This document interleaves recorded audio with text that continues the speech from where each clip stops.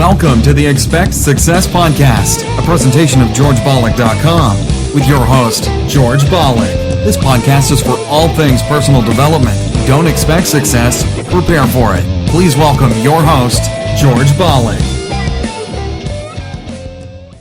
Welcome to Expect Success at GeorgeBalek.com. Now, in addition to listening to our podcast, you could also view the video format on YouTube at GeorgeTube.com. Ed Mylett is an American keynote speaker, peak performance expert, YouTuber, and business leader who is the youngest person ever named to the President's National Leadership Advisory Board. Ed has his own podcast named The Ed Mylett Show. And during the podcast, he talks about strategies and tactics that may help you to transform and shape aspects of your life that you want to improve. On our podcast today, Ed talks about the best way to build your self-confidence. Listen to Ed. Self-confidence is really self-trust. So the first thing is, the people I know that are really happy are very self-aware. In fact, the best entrepreneurs I know are very self-aware. They're aware of their shortcomings, right? They want to improve them. They want to get to the next version of themselves all the time. And so for me, self-confidence comes because I didn't have it. And I think anytime you meet somebody like yourself or myself who might now appear self-confident, it's because I really had to find tools and resources because I was so insecure and shy and introverted. So I had to find techniques and resources to build that up in me. And for me, it's very simple. It's the promises that I keep to myself. If I have a habit over and over of beginning to stack one on top of the other, of keeping promises I make to me, not other people. In other words, the minute you begin to get external in your life, worrying about what other people think about you, right? You've lost all control. And it never fills you up. And people's admiration, people's gratitude towards you will never fill you up. It's your own. It's your own inside. And so for me, self-confidence comes from keeping the promises I make to myself. And the other part of it is being aware I'm doing it. In other words, most people don't give themselves enough credit all the time. They're very aware of these 20% things and not aware of the 80, right? And that's why the dosage is so important too. You've nailed it. It should be 80-20, right? Because people get addicted to this.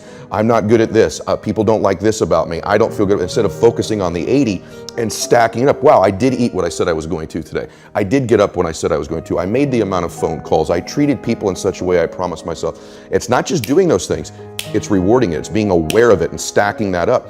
When I work with athletes, the successful athletes I work with, when they're in a slump, it's never that they can't hit a ball anymore or make a shot or swing a golf club. They've lost their self-confidence. Somewhere along the way, they've lost the ability to focus on the things they are great at and stacking those promises they make to themselves. And the way I get them to break their slump is not correcting their swing or getting them positive.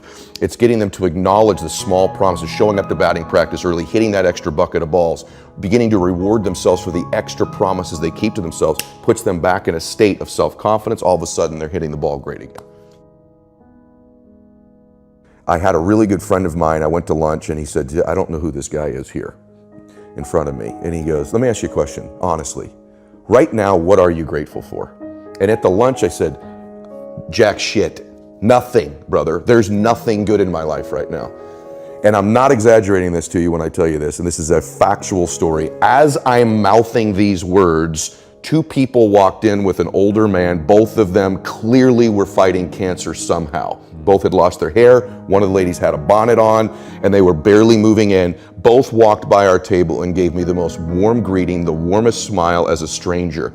And he goes, that's pretty freaking pathetic. You can't find anything in your life to be grateful for right now. And on the drive home, I'm not kidding you, I started to stack gratitude. I started to take inventory. Because if you can find things to be grateful for in that space, man, is your life going to be rich when there really are external things to be grateful for. So my first mechanism out of that space was honestly to stack the things I was grateful for. And I started reinforcing it over and over and over again. And what happens is there's this reticular activating system in our brains, right? And all of a sudden, because that's the messaging I was giving myself, all of a sudden, all these things start to come into my awareness that I'm grateful for. I start to magnetize to myself some people that I needed to find into my life, and that was the next layer. I started to see things to be grateful for. My health, my fitness, people who loved me. And what it did is it changed my state. When I stacked gratitude, I changed what I did in the morning, and I changed what I did in the evening. And so somehow by grabbing control of my morning and by grabbing control of my evening, I got some measure of control over the middle of my day. I was an out of control person back in those days, meaning this: I woke up worried, stressed, fearful, and I immediately start thinking about a bill I had to pay, something that was wrong, and I'm in a state of reaction to begin I'm talking within 6 minutes of waking up, 6 seconds. Most people listening to this, that's what they do. I said, I got to grab control of my morning, and I set up routines in my morning. Maybe they served me, maybe they didn't, but they were things I could deliver on doing for myself. And so not only did that give me control over the day, but I started to stack my self-confidence too. My morning routines are really detailed. I get up and I hydrate. The second thing I do every morning is I do something cold. So whether that's I jump in the ocean, because now I live in the ocean, but in those days it was taking a cold shower or splashing some cold water in my face or walking out when it was cold. It shocks our nervous system, our fight or flight kicks in, we're in a cellular, electric alive state. I obviously do some prayer and meditation every single morning. I've still not touched my telephone. So there's a rule, there's 30 minutes I cannot touch my telephone when I wake up. That's the hardest thing to do in the world and the thing that could benefit you the most, because whatever on that phone you have to react to. And typically it's stuff that's not great. And so I don't touch that. I do my meditation and my prayer, and I do some stretching, I do some breathing exercises, and then at that point I allow myself to enter the world after I've got my state controlled, and I work out every morning. That's awesome. Now, for more from Ed Mylett, simply search YouTube. And be sure to check out his website, edmylett.com. Ed's famous book, #Max Out Your Life, can be found at his website and or Amazon.com. And remember, as the late great Jim Rohn used to say, you are the average of the 5 people you spend the most time with. Today you've been hanging out with Ed Mylett. Keep up the momentum. Subscribe to our newsletter so you never miss another episode. We'll catch you on the next show, and thanks a million for listening. See ya. Thanks so much for listening to this episode of the Expect Success Podcast with your host, George Balek. If you enjoyed today's podcast, please rate, subscribe, and review. And find more great content online at georgebalek.com and on Facebook and Twitter at George Balek. We'll catch you next time. And remember, don't just expect success, prepare for it.